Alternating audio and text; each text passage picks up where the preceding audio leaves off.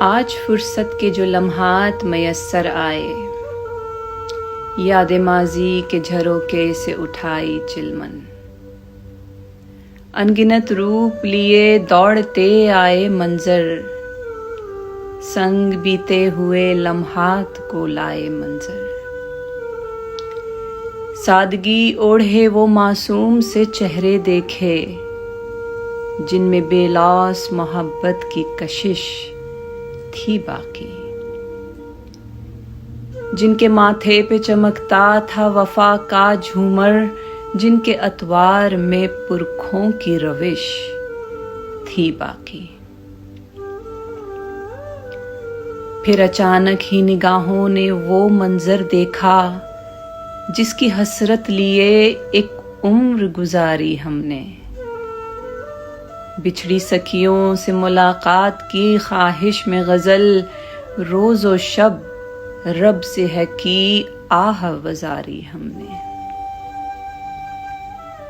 आज इस बज़्म तसव्वुर की वसातत से कोई मेरी सखियों को ये पहुंचा दे संदेशा मेरा।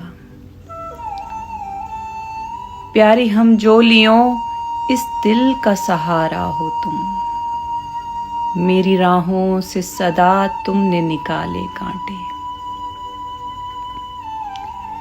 कहकहे राह तो आसूदगी सब बांटते हैं, हमने आपस में कई बार निवाले बांटे। यूं तो रहता है सदा रूह बदन का रिश्ता, मेरे कदमों से मगर लिपटे हैं गिरदाब सखी।